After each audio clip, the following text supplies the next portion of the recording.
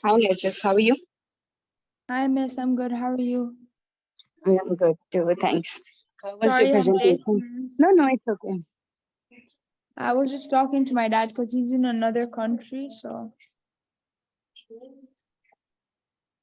No, it's okay. It's okay.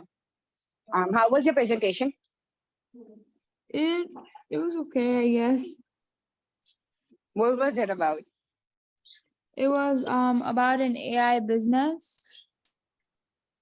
So we were supposed to come up with an AI business and then present it to the class, and we had like a criteria to follow. Alright, makes sense. I see. And how about your economics presentation? You had an econ presentation as well, right? Yeah. So we didn't end up doing a presentation. Oh,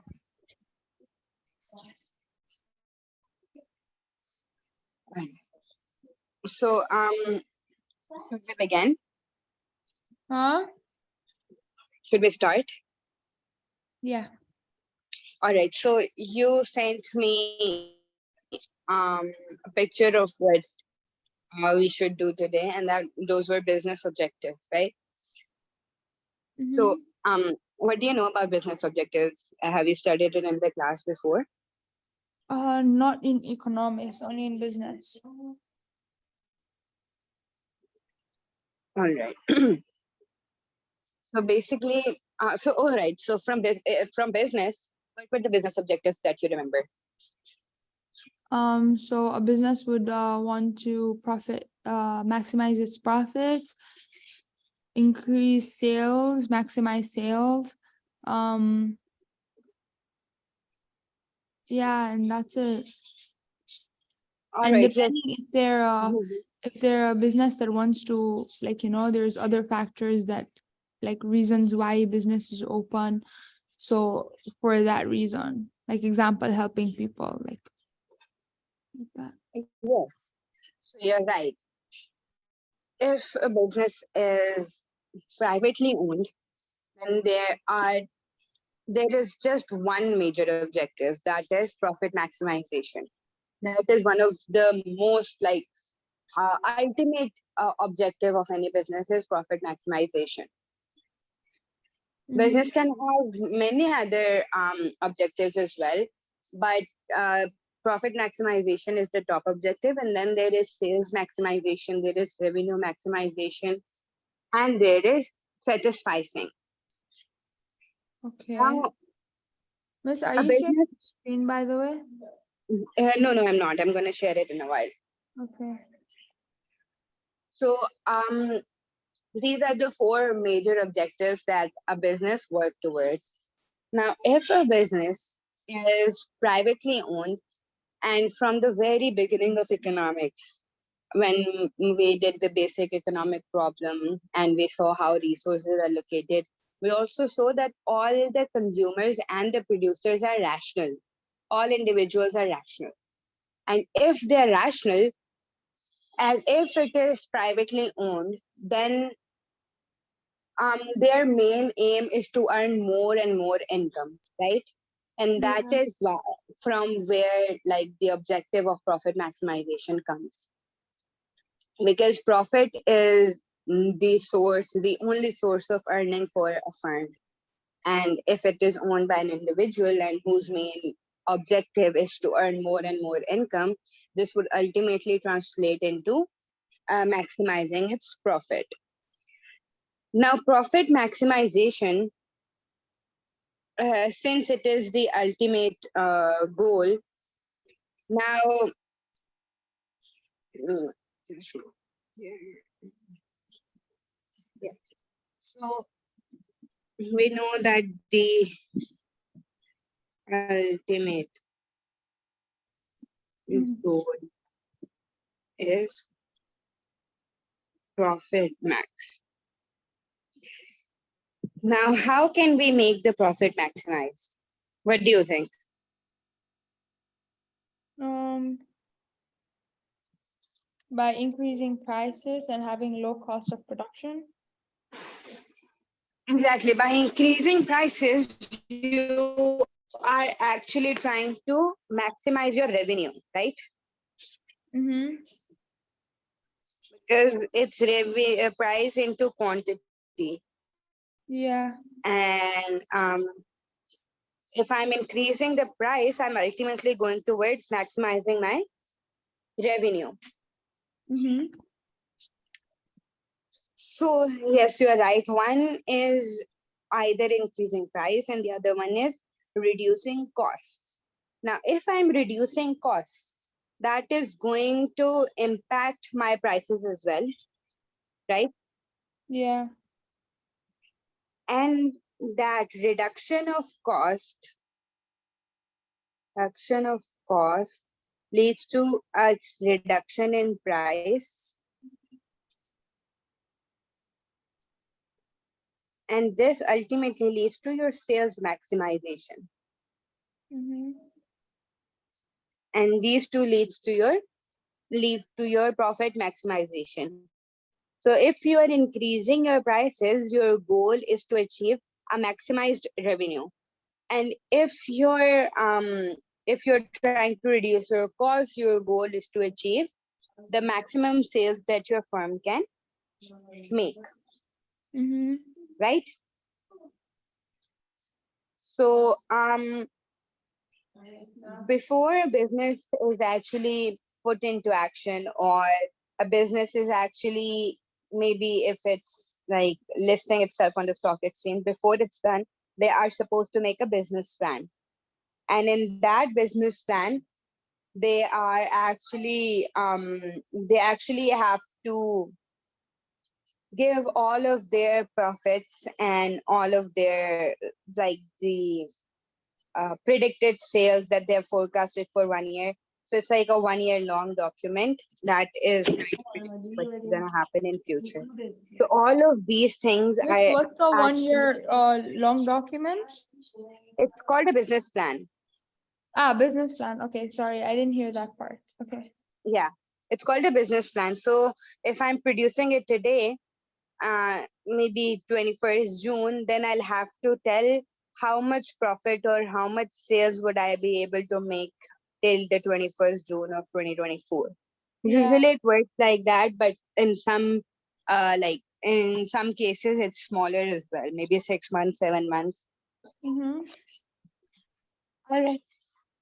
Also, they can achieve these goals: revenue maximizing, sales maximization, profit maximization, by effective cash flow. What do you think? What is a cash flow? Cash flow. Miss, can you stop sharing so I can show you? Yeah, sure. Wait. Should I make you the host? Oh yeah.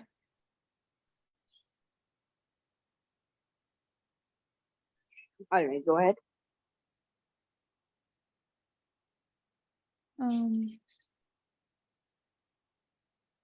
1 second. I'll just.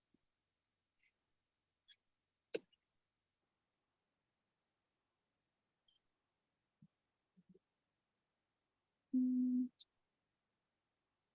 mm,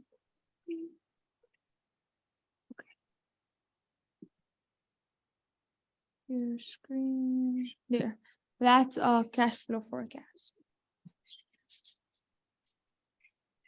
Yes, exactly. So we This have is, to by the see. way, this is for my presentation. Yeah, I made this for my presentation. Okay, that's nice. It's very impressive. It looks really nice Thank and you. comprehensive. For your business presentation. Miss, your voice got stuck. Yeah, I was asking, you made this for your business presentation. Yeah. Okay, seems really nice. Thank you. No problem. All right, exactly. So you see what's coming into the business and what's going out of the business, right? And then at the end of the day, you have a cash balance. Yeah. So to get maximized profits, you have to have a very effective cash flow that, no matter what the situation of the business is, you always have a positive cash balance at the end of the day.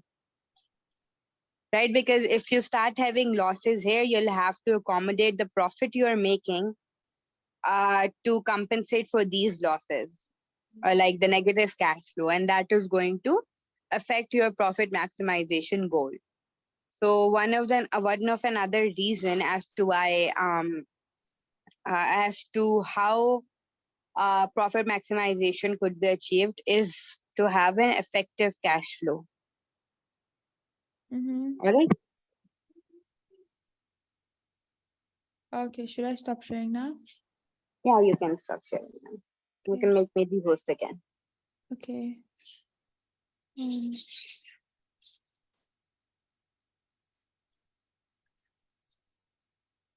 done. Thank you.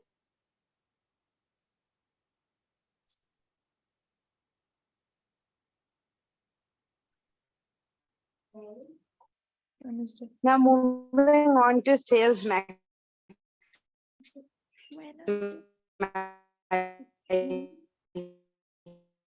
Yes, your thing is is it maximum sales is ultimately going to. Sorry, sorry, can you miss, hear me? you're yeah, you were glitching again. Wait. Is it better now? Yeah. All right. Now we are moving on to sales maximization. Now we've already established that if our sales are maximized, only then we can actually go towards achieving our ultimate goal of profit maximization. What do you think could help maximizing your sales rather than reducing its cost? What are the other things that could help in sales maximization? You could increase marketing. Yes, and You could increase the price. by increasing price, yes, you can increase your, but then your sales are going to fall. If you increase your prices, then your Yeah, but sales are depends if going the to good is fall. inelastic or elastic. Yeah. Yes. But if you're doing marketing and then you are increasing your prices at the same time, then there is a possibility that your sales wouldn't fall. Okay. Yes. So this actually happens that you do marketing and then you raise your prices. The sales do not go down by a whole lot. Uh-huh. Okay. All right. So these were the primary objectives of a business: profit maximization, sales maximization, and revenue maximization. Mm-hmm. These are like, if a business is just starting, these are going to be its goals. If a business is big enough, even then this is going to be the goals. These are going to be the goals. So these are kind of core goals of every business. But there are other goals for every business as well, and they can be different and they also change over time. What do Okay. you think would be those goals? What businesses can have different goals? What are those goals? Um, I'm not sure, miss, because I've heard a lot of just profit maximization, which is a business goal, like actual gain profit. Like I haven't heard any other goal. All right, so Maybe to there be a are a market lot leader. of more objectives. Yes, so market leader is actually one of the goals of some firms. So that could happen by increasing its market share. Mm-hmm. So certain firms who want to control or who want to have power over the market, they usually, their main objective rather than profit maximization, their main objective is to increase their market share, Mm-hmm. right? Because the more the market share, the more power over the market. Yeah. So they can actually do this by providing better quality products to their customers, doing more marketing that could help them have a competitive advantage over its rivals. And then maybe introducing certain products for their loyal customers that other competitors are not doing, that could also improve their market share. Mm-hmm. And they can ultimately become the market leader, like you said. So yes, this is one of the objectives of business, but it is not an objective of every business. It varies Yeah. from business to business. Mm-hmm. Next is cost efficiency. This means that the company wants to deliver its products with the minimum costs possible. The Mm-hmm. company would always want to minimize its costs and maximize its profits.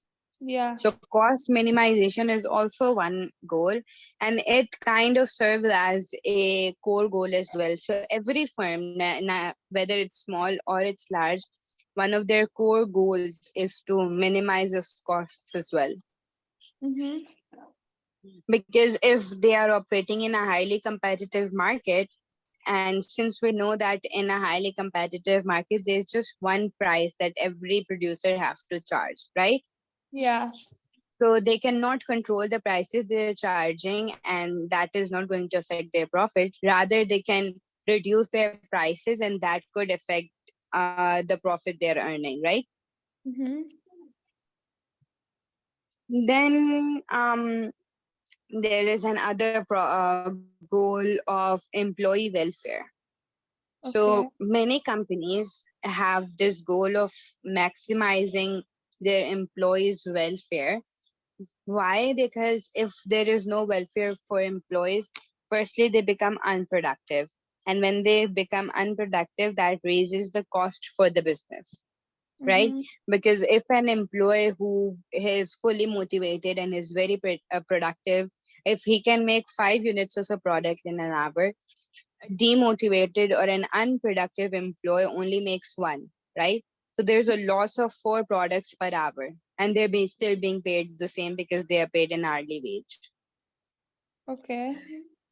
And other reason for having employee welfare is that if there is no policy of the company to increase employee welfare, there are higher chances of them becoming part of unions. Yeah. And then when they are part of trade unions, they affect the overall running of the business because then they have power. And when they have power, they can ask for price raises, they can go on a protest. So that can stop business activity for the time being. And that is going to affect the profit the business is going to earn, Mm-hmm. right? They can improve employee welfare by maybe providing overtime, or by maybe having a very healthy environment, or mm, by providing benefits like healthcare or children's education, or maybe giving free trips to once a year, anything of this sort that helps boost employees morale. Also, one of another reason for this particular objective is a turnover rate. So if employees are demotivated, they actually leave job very often. Yeah. And if employees are leaving a job very often, then of course the company has to re-recruit, right? Mm-hmm. And the recruiting process is very, very expensive. Yeah. So the companies don't want their turnover rates to be higher, and also this also affects the repute of the company.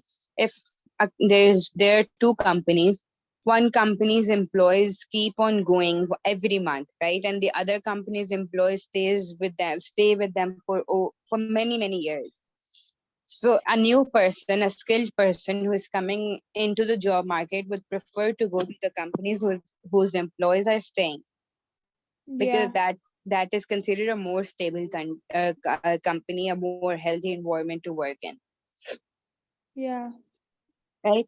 And then there are last two objectives that the business might have. One is customer satisfaction, and the other one are social objectives. By customer satisfaction, they mean that they want to provide quality product from which the customers get the highest utility. And secondly, or delivering high demand products. So usually when a business is new or wants to start a new product, they do a market research, right? And by Mm-hmm. doing a market research, they get to understand the needs and requirement of people, what they want to have, and like they understand the thinking or psychology of people, and then they introduce a product, right? Yeah. So this is what customer satisfaction does. Like having a goal to maintain customer satisfaction means multiple market researches and better quality products. Mm-hmm. And then the last one is social objective. So Okay. having social objectives makes you stand out in a sense that there are many people who are eco-centric and they want to buy from companies that specifically work for nature benefit, right? So if we talk about now, there are many companies who are working, uh like they are producing their products in a very ethical and eco-friendly way. If we Yeah. talk about Adidas, they have a separate brand of they have a separate, like, entire chain of shoes that are made from the waste that is extracted from the oceans. Mm-hmm. So people who are more concerned about the environment, they prefer to buy from them. So Mm-hmm. that is why they have this objective, that becomes a social objective for them, right? Another thing Yeah. is the social responsibility that every firm has, is they are given a social responsibility. And that social responsibility also becomes their social objective, just because if they don't do that, their firm is gonna have charges and they'll have to pay for it. Okay. So these are some other objectives that the business could have. And but their core objectives always remain the same: is profit maximization, sale maximization, revenue maximization, and satisficing. What do you think is satisficing? Um, like example, I'm not sure, miss. I'm just guessing. Like if a business, if Yeah. an entrepreneur wants to, make a product, so he makes it because it makes him happy or something. So you're saying that if uh, yes, you are right. Can you explain it a bit? Um, basically, like, um, example, I wanna make a change in the world. Okay. Yeah, and I come up with a product. So I actually put the product into practice because it makes me happy, like it satisfies me. Yes, I don't know if it you makes are sense. you are on the right track. Yeah, yeah, it is making sense. So basically, it is when you are given a lot of choice and you just grab the good enough one. Like you think it's good enough and then you grab it. You don't like keep searching for the best one or the optimal option. You just grab the good, like the one that you think is good enough. You just grab that option. Mm-hmm. That is called satisficing. Okay.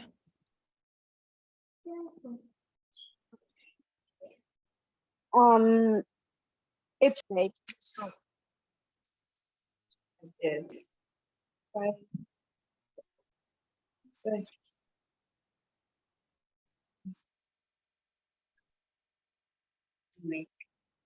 Miss your I can't hear you. yes, I was just saying that satisficing is a decision making strategy when they just search enough. Like if for example I'm searching for maybe a bottle and I go to one shop, I cannot find any bottle. I go to the second shop, I find a bottle and I think it's good enough and I buy it. I don't go to the third shop, to the fourth shop to see which one is the best one and get the best one. Yeah. All right, so It's more sort of a concept, and it's probably like related to the decision of factors of production. So if I think that labor is good enough, I would just hire it, Uh-huh. right? And then if I am about to produce a new product, I wouldn't go for the best one. I would just see what is good Miss, I can't hear you. enough. Can you hear me now? Yeah. All right. So I was saying that if I am given a choice of making multiple products, I would see which one is good enough and I'll just start producing it. I wouldn't go further into saying which one is the best one. And I would just go ahead with the good enough product. Uh-huh. Is this making sense? Yes, miss. All right. So now we're gonna look at the diagrams and the formulas for addition, revenue maximization, and sales maximization. What is the profit maximization point? What is the profit maximization point Yes. in a graph? Yes. Mm-hmm. Is it when they can't increase price anymore? Sorry, can you go again? When they can't increase price anymore? Mm. Let me tell you. So we say that the profit maximization is where your MC is equals to your MR, which means what is marginal cost? Do you know what marginal cost is? No, miss. So marginal cost is the cost of producing one additional product. If, for example, I'm producing 100 products and it has costed me 500, I produce 101 products and it cost me 545 rupees, then my marginal cost would be 45.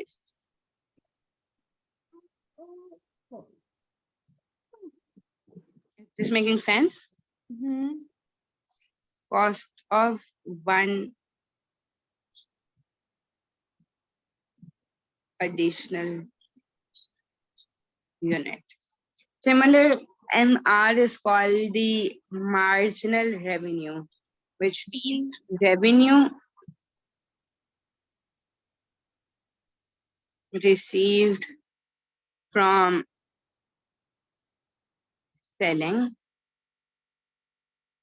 one extra unit. All right. So if I was selling 100 units and I was receiving a revenue of 5,000, if I sell 101 unit, I receive a revenue of 6,000. Now the 1,000 is going to be my marginal revenue. Wait, miss, can you please explain it again? I think I got lost. Yeah, sure. So basically, I'm saying marginal means one additional. Mm-hmm. Wherever you see the word marginal, you're Mm-hmm. going to it should just come to your mind that it means an additional, right? Mm-hmm. So when I'm talking about revenue, this would Mm-hmm. be that the revenue that is received from selling one additional unit. Yeah. So if, for example, you are making bags, like crochet bags, right? And you just keep on selling them. So you sold for 50 bags and you got a revenue of 50,000. And then you sell your 51st bag, one additional unit, right? So 51st is one additional unit. And Mm-hmm. your total revenue becomes 62,000. Uh-huh.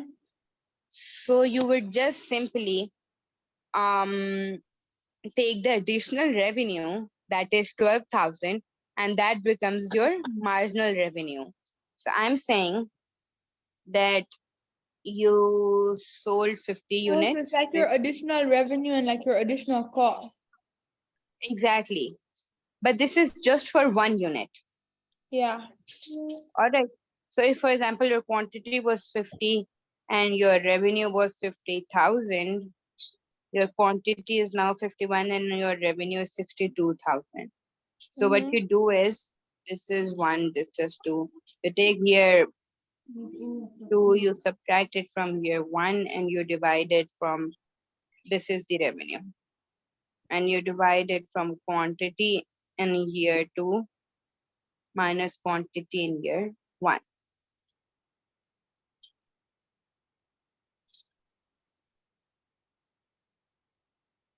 Is this making sense? Yeah.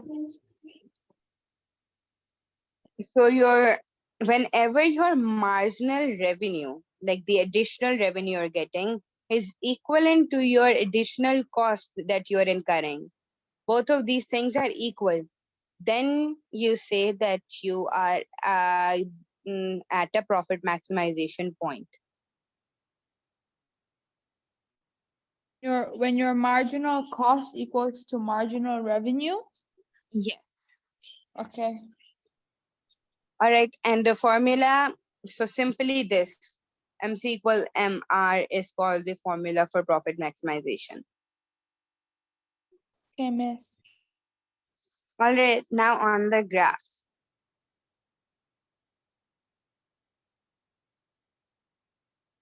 If I say that it's a perfectly competitive market, I- this is my demand, which is equals to my MR, which is equals to my AR. This is my MC. So this point is going to be my profit maximization point. Wherever my two graphs intersect, my graph of MR and my graph of MC, wherever they intersect, we say that that is our profit maximization point, and that is where the firm would want to be. Is this making sense? Yes, miss. Is there anything so far that doesn't make sense to you? Wait, miss, what did you say? Is there anything that we have studied so far that doesn't make sense to you? No, miss. Also, miss, we'll be given the graph, yeah, if we're told to find like the margin, the profit maximization point. Sorry, I didn't get your question. Can you go again? Do we have to know how to draw the graph? Yes, because the thing that you sent me a picture, it says diagram and formula for the three objectives. So you'll probably have to make it. Okay, miss. So this one is for perfect competition. Perfect competition. Any graph you make, if I make a graph for Monopoly, this is my MR. Sorry, this is my AR. This is my MR. This is my MC. So what point do you think is going to be the profit maximization point, A or B? Um, it is B. Yes, and why? Because that's where marginal cost equals marginal revenue. Exactly. So whatever graph you make, just remember that wherever your MC is equals to your MR, where your MC is cutting MR is going to be your profit maximization point.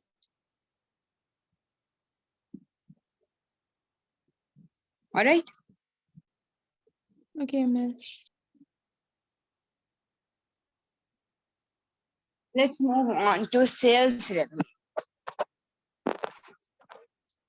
How do you think we can calculate sales maximization?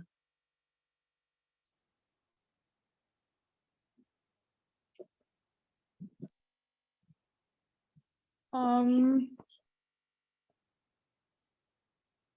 is it something similar? Like, is revenue and sales similar, or Revenue and sales, yes, it is somehow similar.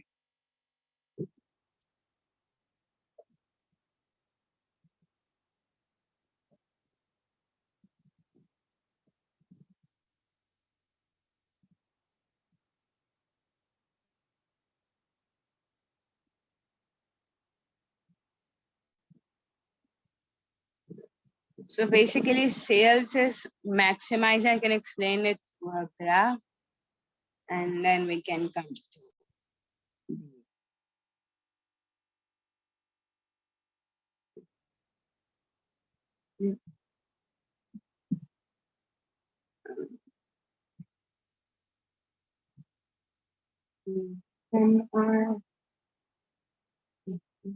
and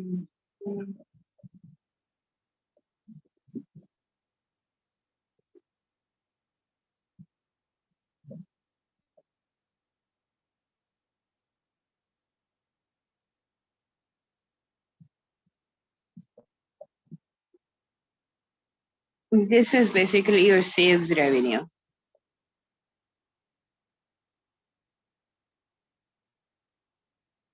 So this is a diagram of monopoly, right? So your AR is equals to your demand. Wherever your MC, that is your marginal cost, cuts your demand, this means that this is basically,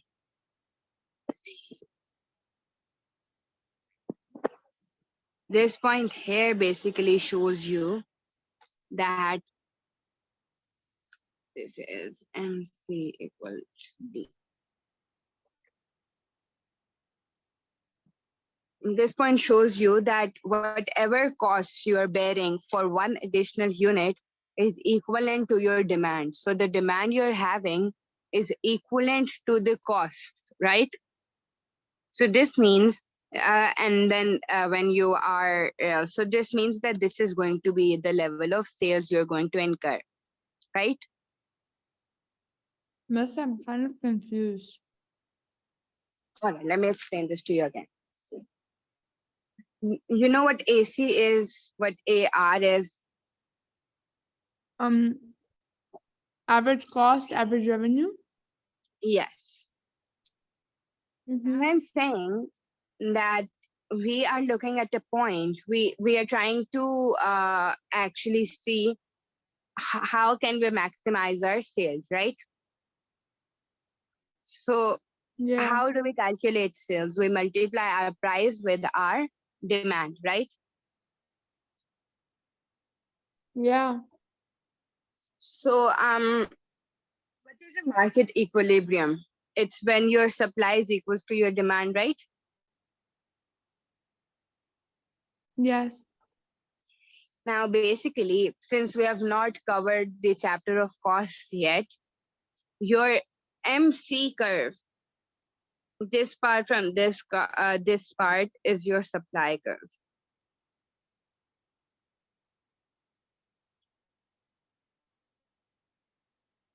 All right. Mm-hmm. When we do our costs in detail, then I'll tell you how it becomes your supply curve. But for now, just remember that this part of your the upper upsloping MC part is your supply curve. It is increasing with your price increasing, right? Yeah. So at this point is your market equilibrium, because here your demand is equals to your supply. Is this making sense? Yeah. Kind Now, of. Yeah, I think if we would have studied costs before this, then it would have been easier for you to understand. Maybe on Thursday we can cover costs and then Okay. we can come to these graphs, because I think that will be easier for you to study that way. This way, it's just going to make you more confused. Okay, miss. So we'll come back to this graph once we are done with costs on Thursday. Perfect. So, and then we'll come to its formula as well, because it's related to the graph.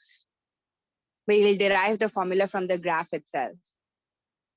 Let's talk about revenue maximization. The graph again, we'll do it in the next class. The formula is when your marginal cost is equals to zero. I think we should do the formula in the next class as well, because it again includes marginal cost in it. But Yes. when your and when your marginal cost is zero, this means that every additional unit that you're making um is not like having any cost, right? So if for example Yeah. you made 100 units and it costed you 500, made 101, it still costs you 500, you made 102, it still costs you 500, right? So since our Mhm. revenue is priced into a quantity and our price is affected by our costs, our price is no longer changing, right? Yeah.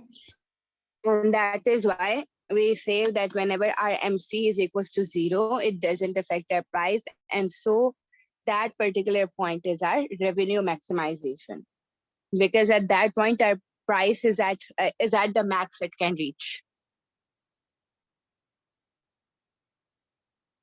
See, your price is not going to change if you have reached the max, right? Yeah. And when your MC is equals to zero, this means that your costs are no longer increasing. So you don't have to increase your prices in order to increase your profits. You are still earning the maximum profits you can, because your MC is equals to zero. Okay. That is why we say that when our MC is equals to zero, our revenue is maximized, because Mm-hmm. our prices can no longer change. Okay. All right, I think you'll be better able to understand this in Thursday's class, because we'll do Yeah. costs then. Yeah, I think it would be better. Yeah, I can tell from your voice that it's not very clear to you. Yeah. No, you'll get to know it better in Thursday's class, It's pretty inshallah. it's pretty complicating, inshallah. We'll try to make it like once you know the cost, I think it will be quite less complicated at that point. Oh, inshallah. Yes. So, do you have any other question, anything you want to discuss, or anything that you didn't understand from the lecture before we started the graphs? Mm-mm. No, before the graphs, I understood everything. All right. So, I remember you sent me a message about critical path analysis, right? Yeah. So basically, let me tell you the story. All right. Just yeah, that's what I'm doing. 1 second, miss.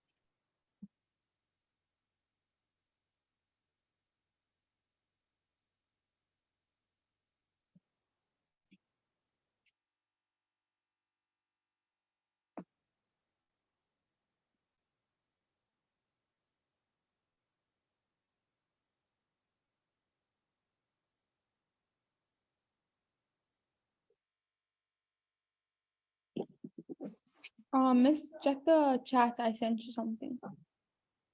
Let me see. Yes, sure.